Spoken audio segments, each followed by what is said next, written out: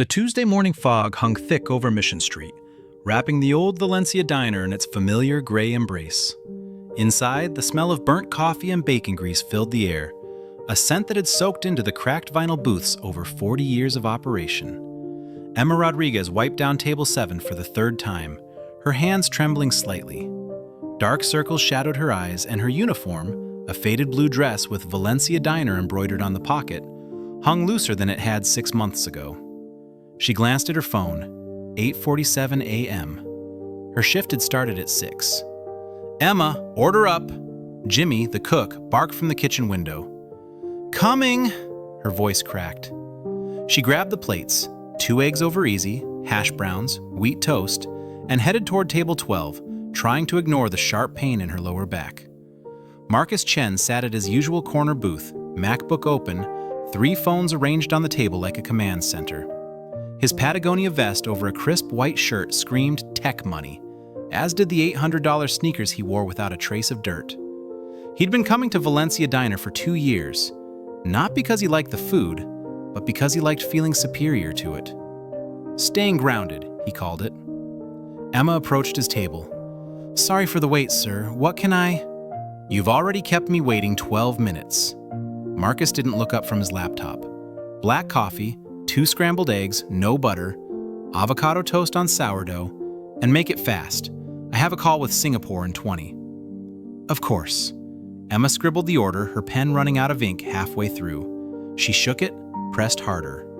Marcus finally looked up, irritation flashing across his face. "Is there a problem?" "No, sir, I've got it." She forced a smile and headed to the kitchen. But Emma's morning had been impossible from the start. Her 8-month-old son, Mateo, had spiked a 101-degree fever at 5 a.m. The daycare, the only one she could afford, had refused to take him. Her mother was in San Diego visiting Emma's sick grandmother. Her ex-boyfriend? He'd blocked her number 6 months ago, 2 weeks after she told him she was pregnant. She'd called her manager, Dennis, begging for the day off. "Emma, you've already missed 2 shifts this month," Dennis had said, his voice tired. "1 more and I have to let you go. Company policy." So she'd wrapped Mateo in his warmest blanket, packed his diaper bag, strapped him into his car seat, and brought him to work. She'd made a makeshift bed in the storage room behind the kitchen, a nest of clean tablecloths and her winter coat. She'd given him infant Tylenol, left a bottle within reach, and prayed he'd sleep through her shift. Every 15 minutes, she snuck back to check on him. Now, as she entered Marcus's order into the system, she heard it. A soft whimper from the storage room. Her chest tightened. "Please, baby, just a little longer." "Emma!" Dennis appeared beside her, his manager's tie stained with coffee. "Table 5 needs their check, table 8 wants more coffee, and Marcus Chan is glaring at you like you killed his dog. Move." "I'm moving, Another whimper. Louder this time. Emma's heart hammered. She grabbed the coffee pot and rushed to table 8, her hands shaking as she poured. Coffee splashed onto the saucer. "Careful, honey," the elderly woman at the table said gently. "I'm so sorry." Emma grabbed a napkin, dabbed at the spill. Behind her, she heard Marcus typing aggressively on his laptop, the sharp clicks like little accusations. She delivered his food 8 minutes later, a personal record given the chaos of the morning rush. Finally, Marcus picked up his fork, examined the eggs with the scrutiny of a health inspector. "These better not have butter." "No butter, sir, just like you asked." He took a bite, chewed, swallowed, then pushed the plate away. "They're cold. And this avocado toast? This bread is not sourdough." Emma's throat tightened. "I can get you—" "You know what? Forget it." Marcus closed his laptop with a decisive snap. "I've been coming here for 2 years, and the service has always been mediocre at best. But today, this is unacceptable. You're distracted, you're slow, and you clearly don't care about your job." The diner went quiet. 10 other customers stopped eating, stopped talking, turned to watch. "Sir, I apologize. Let me get you—" "Where's your manager?" Emma's stomach dropped. Please, I can fix... Manager! Marcus's voice cut through the diner like a knife. Dennis appeared, wiping his hands on his apron. Is there a problem, Mr. Chen? Yes, her. Marcus pointed at Emma like she was evidence in a trial. She's been incompetent all morning. Slow, careless, unprofessional. I want her fired, right now. The words hit Emma like a physical blow. The room spun. She gripped the edge of the table to steady herself. Mr. Chen, I'm sure we can... Dennis started. I'm one of your best customers. I tip well. I bring business partners here. And I'm telling you, if she... I'm one of your best customers. I tip well. I bring business partners here. And I'm telling you, if she's still working here by the end of the day, I'm never coming back. And I'll make sure to leave a very detailed review online. From the storage room, barely audible beneath the hum of the kitchen, a baby's cry. Emma's blood turned to ice. The cry was soft at first, a mewling sound that could have been mistaken for a cat or the screech of a rusty hinge. But then it grew louder, more insistent, unmistakably human, unmistakably infant. Marcus's head snapped toward the kitchen. What the hell is that? Emma's face drained of color. Her legs felt like they might give out beneath her. I need to... Is that a baby? A woman at table 6 stood up, concern etched on her face. Dennis's eyes went wide with panic and anger. Emma, what did you... But Emma was already moving, pushing through the kitchen doors, her apron strings tangling as she ran. Marcus, propelled by a mix of indignation and curiosity, followed. Dennis trailed behind, muttering curses under his breath. The storage room was cramped, metal shelves lined with industrial-sized cans of tomato sauce, boxes of napkins, and forgotten supplies. In the corner, on a makeshift bed of folded tablecloths, lay a baby boy. His brown skin was flushed with fever, his tiny fists curled against his chest. Tears streamed down his chubby cheeks as he wailed. Emma dropped to her knees beside him, scooping him up with practiced tenderness.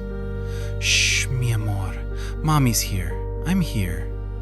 She pressed her lips to his forehead, still burning hot. Marcus stood frozen in the doorway, his expensive sneakers inches from a mop bucket. His mouth hung open slightly. Dennis looked like he might have a stroke. Emma? Emma, you brought your baby to work? Are you insane? I didn't have a choice. Emma's voice cracked as she rocked Mateo, tears now streaming down her own face. The daycare wouldn't take him because he has a fever. My mom's out of town. I called you. I begged you for the day off. But you said if I missed another shift, I'd be fired. So you just hid him back here? Dennis gestured wildly at the storage room. In a restaurant? Do you know how many health code violations? I know! Emma's sob echoed off the concrete walls. But what was I supposed to do? I'm 3 weeks behind on rent. My car registration is overdue. I can't afford to lose this job. I can't afford to lose anything. Marcus watched, his jaw tight. Something flickered across his face. Discomfort, maybe, or disgust. He couldn't tell which. Mateo's cries softened as Emma swayed with him, whispering in Spanish. Está bien, mijo. Está bien. This is completely unacceptable, Dennis said, though his voice had lost some of its edge. He rubbed his face, suddenly looking much older than his 53 years. Emma, you're a good worker, but I can't. The liability alone. I understand. Emma's voice was hollow. She kissed Mateo's head, her tears dropping onto his blanket. I'll pack my things. Good, Marcus said. The word came out harder than he'd intended. Emma's eyes snapped to him, and for the first time, he saw past the exhaustion. He saw rage. Pure, burning rage. You. She stood, still holding Mateo against her chest. You have no idea what it's like, do you? Marcus straightened his shoulders. I know what it's like to work hard, to build something from nothing. I started my first crypto fund with what? With venture capital? With a Stanford degree and a trust fund to fall back on? Emma's voice shook. I work 2 jobs, Mr. Chen. 2. This one, an overnight inventory at Target on Geary. I sleep 4 hours a night if I'm lucky. I haven't bought new clothes in 2 years. I eat ramen and peanut butter sandwiches so Mateo can have formula and diapers. She took a step toward him, and despite himself, Marcus backed up. My son's father left when I was 3 months pregnant, said he wasn't ready for the responsibility. My mom works 3 cleaning jobs and sends me money when she can, even though she can barely afford her own rent. I've applied for government assistance. You know how long the wait list is in this city? 8 months. 8! Mateo whimpered, and Emma softened immediately, adjusting him in her arms. So yes, I brought my sick baby to work and hid him in a storage room. Because the alternative was getting evicted. The alternative was choosing between feeding my son and paying for electricity. The alternative was failing him. The storage room was silent except for Mateo's soft breathing. Marcus's throat felt tight.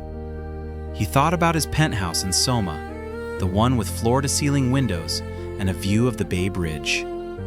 He thought about the $47,000 he'd spent last month on a weekend trip to Tulum.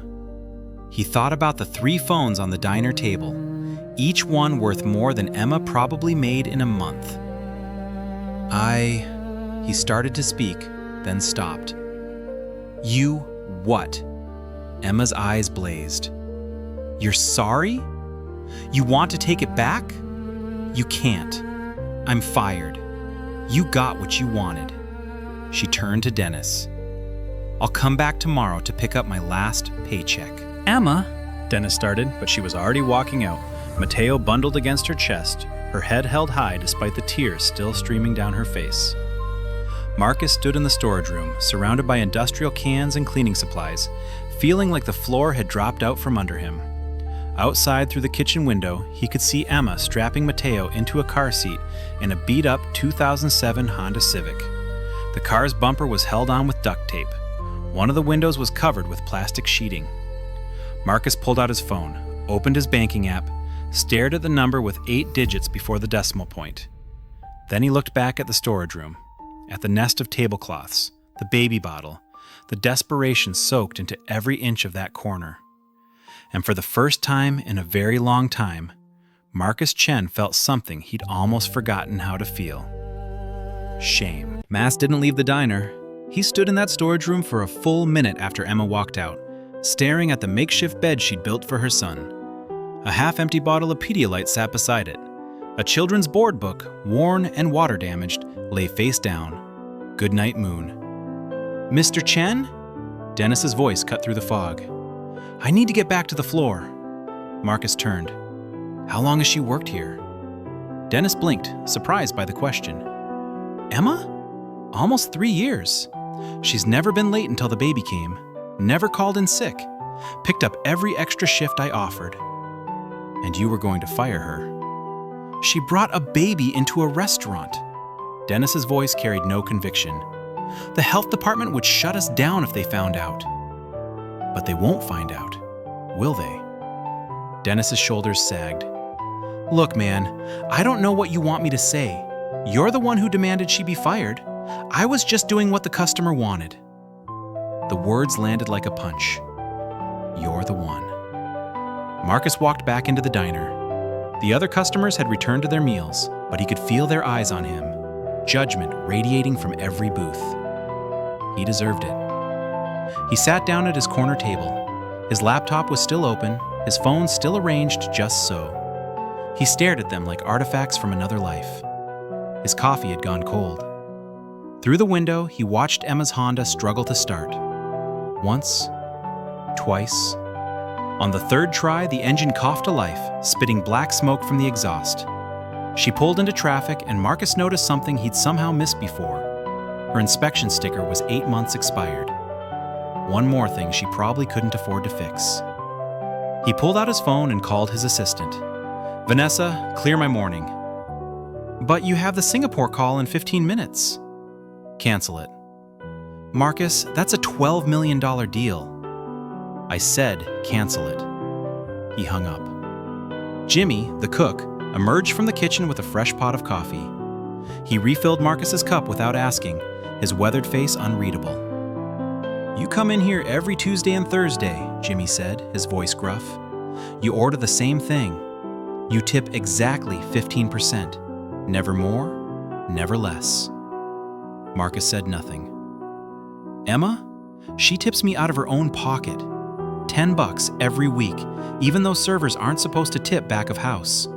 Says I work too hard not to be appreciated." Jimmy set the coffee pot down with a heavy thunk. "She's a better person than you'll ever be." He walked away before Marcus could respond. Marcus sat there for another 20 minutes, his coffee going cold again. Customers came and went. Dennis worked the floor with grim efficiency. The diner hummed with its usual rhythm, but something felt fundamentally broken. Finally, Marcus stood. He left $300 bills on the table, far more than his meal cost, and walked out. The address hadn't been hard to find. Emma's employee file was, after all, technically public record if you knew the right people to ask. Marcus knew a lot of the right people. The Tenderloin apartment building was a 6-story walk-up with bars on the windows and graffiti on the exterior walls. The lobby smelled like mildew and marijuana. A broken elevator wore an out-of-order sign that looked months old. Marcus climbed to the 4th floor, his designer sneakers squeaking on the stained linoleum. He found apartment 4C and knocked. No answer. He knocked again. The door cracked open, chain still engaged. Emma's face appeared, eyes red and swollen. "How did you find—" She stopped. "It doesn't matter. Go away. I need to talk to you. We have nothing to talk about. Please, 5 minutes." Emma laughed, a brittle, broken sound. "You got me fired this morning, and now you show up at my apartment? What do you want, an apology? You want me to tell you it's okay? That I forgive you?" No. The word came out quieter than Marcus intended. "I want to fix this." "You can't fix this. I lost my job. I'm going to lose my apartment. And Mateo—" Her voice caught. "His fever isn't going down. I need to take him to the emergency room, but I don't have insurance. And the last time I went, they charged me $3,000 just to tell me he had a cold." She started to close the door. "Wait." Marcus put his hand on the door frame. Not pushing, just there. "Let me help. I'll pay for the hospital. I'll pay your rent. I don't want your charity." Emma's voice was steel. "I don't want your guilt money. I want my job back. I want to work and earn my own way and not have to depend on people who look at me like I'm a problem to be solved." "Then I'll get you your job back." "Dennis already hired someone else. I texted him an hour ago." She wiped her eyes. "It's done. Now please leave." This time, Marcus let her close the door. He stood in the hallway, listening to Mateo cry inside the apartment. The same cry he'd heard in the storage room, but somehow worse now because he knew the context. He knew the fever, the fear, the impossible choices. Marcus pulled out his phone and made a call. "Dr. Patel, it's Marcus Chen. I need a favor." 20 minutes later, there was another knock on Emma's door. She opened it, expecting to see Marcus again. Instead, she found a woman in her 50s with kind eyes and a medical bag. "Emma Rodriguez? I'm Dr. Sarah Patel, pediatrician. I got a call that a child here needs medical attention." Emma's confusion turned to realization, then anger. "Did Marcus Chen send you?" "He did, but I'm here for Mateo, not for Mr. Chen. May I come in?" Emma hesitated, then stepped aside. Pride warred with desperation, and desperation won. It always did. The apartment was small, maybe 400 square feet. A futon couch doubled as Emma's bed. A playpen sat in the corner, toys scattered around it. The kitchen was barely a kitchen. A hot plate, a mini fridge, a microwave on a folding table. But it was clean, meticulously clean. Dr. Patel found Mateo in the playpen, feverish and lethargic. She examined him with practiced efficiency, checking his temperature, 102.3 degrees Fahrenheit, listening to his breathing, looking in his ears. Ear infection, she announced. Pretty common at this age. I'll prescribe antibiotics. He should start feeling better within 24 hours. Emma sank onto the futon, relief flooding through her. How much do I owe you? Nothing. Mr. Chen covered it. I don't want his money. Dr. Patel packed her stethoscope. Then don't think of it as his money. Think of it as what you're owed. From what I understand, he cost you your job today. This is the bare minimum of making that right. She wrote out a prescription and handed it to Emma. There's a 24-hour pharmacy 2 blocks south. I called ahead. They'll have this ready in 30 minutes. No charge. After Dr. Patel left, Emma sat on the futon holding the prescription, staring at Mateo as he finally slept peacefully. The anger was still there, hot and sharp, but underneath it was something else. Confusion. Because people like Marcus Chen didn't do things like this. In Emma's experience, rich people took. They didn't give. They didn't show up. They didn't send doctors to apartment buildings in the Tenderloin. Her phone buzzed. A text from an unknown number. The pharmacy has the prescription. Dr. Patel says Mateo should be fine. I'm sorry isn't enough, but I'm sorry anyway. Marcus. Emma stared at the message for a long time before she picked up Mateo and headed to the pharmacy. Marcus returned to his penthouse that evening and couldn't settle. He paced from the living room to the kitchen to the balcony, his mind churning. He'd built his fortune on cold logic. Buy low, sell high. Identify inefficiencies in the market. Exploit opportunities before others see them. Emotions were distractions, weakness. But what he'd seen in that storage room wasn't an inefficiency. It was a human being breaking under the weight of a system that demanded she choose between feeding her child and keeping her job. A system he'd never had to navigate. A system he'd benefited from without ever acknowledging the cost to people like Emma. He thought about his own mother, an immigrant from Taiwan who'd worked 2 jobs to put him and his sister through school. He remembered being 7 years old, sitting in the back of the dry cleaners where she worked, doing homework on a folding chair while she pressed suits. He remembered her tired eyes, her calloused hands, her pride when he got into Stanford. When had he forgotten that? When had he become the kind of person who looked at someone like Emma and saw only inconvenience? His phone rang. Vanessa. Marcus, the Singapore deal fell through. They're going with another firm. Okay. A pause. Okay? Marcus, that's $12 million. I know. Are you feeling all right? I'm fine. Listen, I need you to do something for me tomorrow. The next morning, Emma walked into the Target on Geary at 11 p.m. for her overnight inventory shift. Her eyes were still puffy from crying, her body exhausted. But Mateo's fever had broken. Dr. Patel had been right. The antibiotics worked fast. Small miracles. She clocked in and started scanning boxes in aisle 7. Shampoo, conditioner, body wash. Scan, count, log. Scan, count, log. The work was mindless, but that was almost a comfort tonight. At 1 a.m., her supervisor approached. Emma, there's someone here to see you. At 1 in the morning? Yeah, it's weird. He's in the break room. Emma's stomach dropped. She already knew who it was. Marcus sat at the break room table, 2 cups of coffee from the Starbucks down the street in front of him. He looked different. No vest, no expensive sneakers, just jeans and a hoodie, like a regular person. How did you know I work here? Emma asked, not sitting down. Your manager at the diner mentioned it. You talked to Dennis? I did. Marcus pushed one of the coffees toward her. This is for you. 2 creams, 2 sugars. The barista said that's the most popular order. Emma didn't touch it. What do you want, Marcus? To listen. Yesterday, in that storage room, you told me I don't know what it's like. You're right, I don't. So I want to understand. Emma didn't sit down immediately. She stood there, arms crossed, studying Marcus like he was a puzzle she couldn't quite solve. Why? She finally asked. Why what? Why do you want to understand? You got what you wanted. I'm out of your life.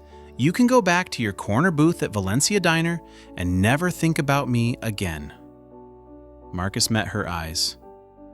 Because I can't stop thinking about that storage room, about your son, about what you said. Emma pulled out a chair and sat, but she didn't touch the coffee. You want to understand? Fine, I'll tell you. She took a breath. I was 24 when I got pregnant. I was working at Valencia Diner during the day and taking night classes at City College, trying to get my associate degree in business. I wanted to open my own restaurant someday, a real one, with my grandmother's recipes. Her voice was steady, but her hands trembled slightly.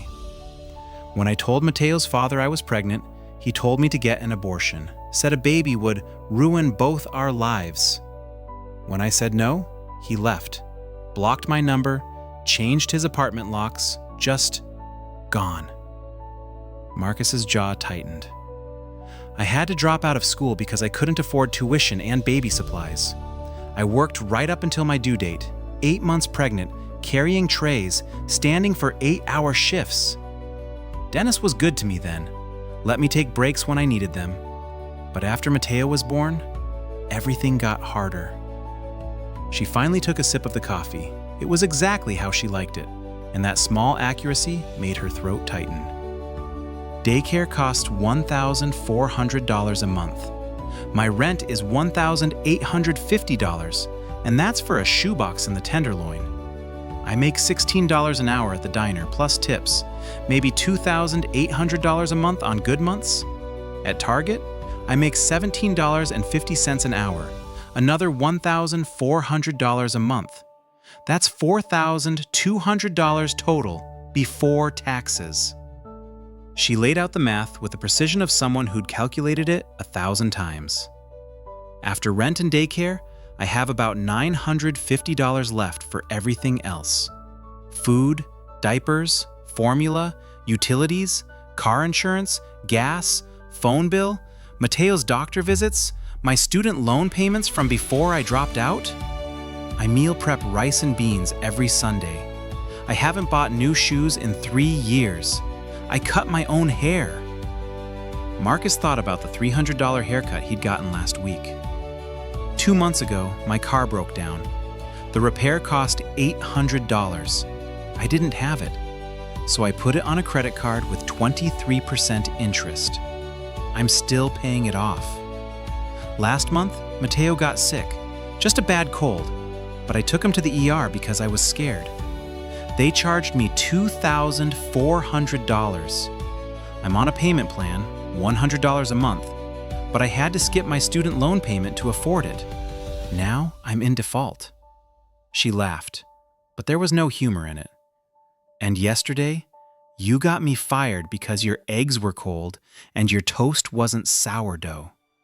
I lost my job, my main source of income, because I was 30 seconds slower than usual bringing you your breakfast. The break room's fluorescent lights hummed. Somewhere in the store, a pallet jack squeaked. You asked why you should care, Emma continued. I'll tell you. It's not about me. It's about every single parent, every working person in this city who's one car repair, one sick day, one minor inconvenience away from losing everything. You live in a world where a $12 million deal falling through is just a bad day. I live in a world where a $100 unexpected expense means I can't eat for a week. She stood, pushing the coffee aside. So now you understand. Congratulations. You've seen how the other half lives. You can go back to your penthouse, feel bad for a few days, maybe donate to a charity, and forget all about Emma Rodriguez and her son. I don't want to forget. Emma stopped at the door. Then what do you want? To make it right. Actually right. Not just throwing money at the problem. You can't make it right. The system is broken, Marcus. You changing your behavior doesn't fix that. Maybe not, but it's a start. Emma studied him for a long moment. Then she said, "My shift ends at 7 a.m. If you're still serious about this, meet me at Holly Park in Bernal Heights at 8. And bring coffee. Good coffee." She left before he could respond. Marcus didn't sleep that night.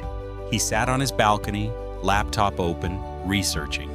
He read articles about the affordable housing crisis in San Francisco, about wage stagnation, about the cost of childcare in America, about single mothers and the poverty gap.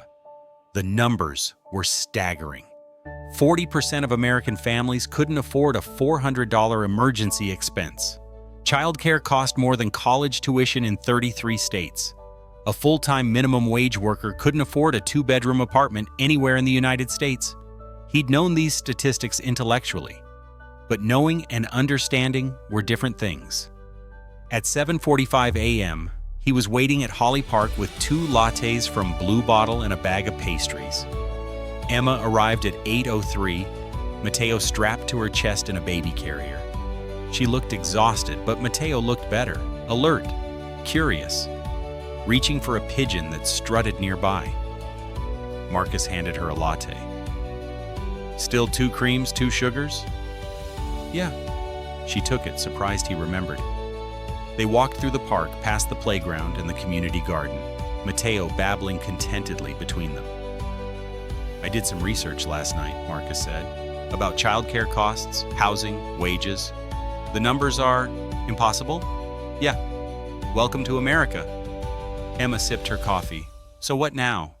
You write a check and feel better about yourself?" "No. I want to do something that actually matters." Emma stopped walking. Mateo grabbed at her necklace, a simple silver chain with a tiny cross. "What did you have in mind?" 3 months later. The newly renovated storefront on Valencia Street gleamed in the morning sun. The sign above the door read, "Second Chances Cafe." Inside, Emma adjusted the specials board. Tuesday special, Abuela's Chilaquiles, with fresh salsa verde, $8. The cafe was small but beautiful. Reclaimed wood tables, plants in every corner, local art on the walls. It smelled like fresh coffee and cinnamon. But this wasn't just a cafe. In the back room, visible through a large glass window so parents could always see their children, was a licensed childcare center. 6 children played under the supervision of 2 certified caregivers. Mateo, now 11 months old and crawling everywhere, laughed as he chased a ball. This was Marcus's real change. After that morning in Holly Park, he'd made Emma a proposal. He would fund a cafe childcare hybrid. She would run it. Parents who worked in the service industry could bring their children to the center for free or low-cost care while they worked their shifts. The cafe would employ those same parents at $22 an hour with benefits, health insurance, paid sick leave, retirement contributions. Emma had been skeptical. That's not sustainable. You'd lose money constantly. Maybe, but what's the point of having money if you don't use it to fix the things that are broken? It had taken 3 months to make it happen. Finding the space, getting licensed, hiring staff, working through a mountain of bureaucracy. Marcus had put up the initial $500,000 investment. Emma had contributed something more valuable. Her experience, her vision, her understanding of what struggling parents actually needed. Now, on opening day, the cafe was packed. Dennis from Valencia Diner was there, looking around with obvious approval. "You did good, Emma. Really good." Jimmy the cook had come too, and he'd brought his famous hash browns recipe. "For your menu," he said gruffly, "free of charge." Dr. Patel arrived with a stroller, her granddaughter inside. I heard you have childcare. My daughter needs somewhere safe for Arya twice a week. Emma felt tears prick her eyes. We'd be honored. Marcus stood at the counter watching it all unfold. He'd been working behind the scenes, securing permits, navigating bureaucracy, making sure everything was legal and sustainable. But this wasn't his victory, it was Emma's. She caught his eye across the room and nodded. Not a thank you. They were past that now. Something closer to acknowledgement. Partnership. Mr. Chen? A young woman approached, a toddler on her hip. Are you really offering childcare while parents work? We are. And it's just Marcus. I work at the Starbucks down the street. My mom usually watches Jaden, but she got sick last week and I almost lost my job because I had to call out. This is going to save lives. After she left, Emma joined him at the counter. We got 12 applications for the 4 open positions, she said. All single parents, all desperate for exactly this. Then we hire all 12 and expand hours. Emma raised an eyebrow. That's not what the business plan says. Then we changed the business plan. She smiled, a real smile, the first genuine one he'd seen from her. You're learning. I had a good teacher.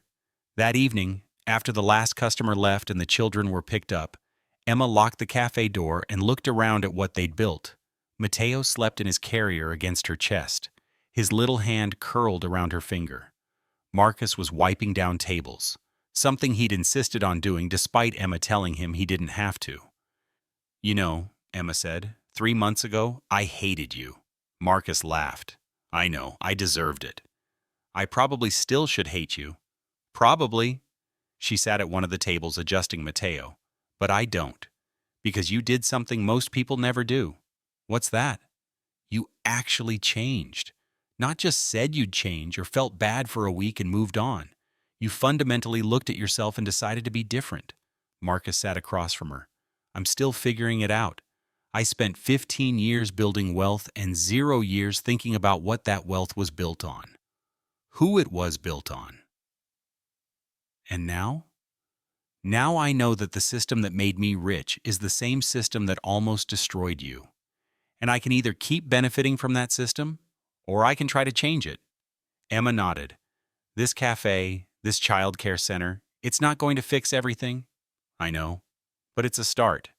Yeah, it is. Through the window they could see Valencia Street coming alive with the evening crowd. The city moved on, indifferent to small miracles. But inside Second Chance's cafe, something had shifted. Not just for Emma and Mateo, for Marcus too. He'd learned what most people never do, that privilege isn't just about what you have. It's about what you never have to think about. And once you start thinking about it, really thinking, you can't go back to not knowing. 3 months ago, Marcus Chen had fired a poor waitress for being slow. Now he understood that she'd never been slow at all. She'd been fighting a war he'd never had to fight, carrying weight he'd never had to bear, making impossible choices he'd never had to make. And she'd been winning, one day at a time, one shift at a time, one moment of holding her baby close and whispering, "We're going to be okay," until she believed it. "Hey, Marcus," Emma said as they prepared to close up. "Yeah? Thank you for listening, for seeing me, for this." She gestured at the cafe. "Thank you for giving me the chance to do better." She smiled. "Don't screw it up." "I'll try not to." Mateo stirred, yawned, opened his eyes. He looked at Marcus and smiled. That pure, uncomplicated smile that babies give when they feel safe. Marcus smiled back. And for the first time in a very long time, he felt like maybe, just maybe, he was exactly where he was supposed to be.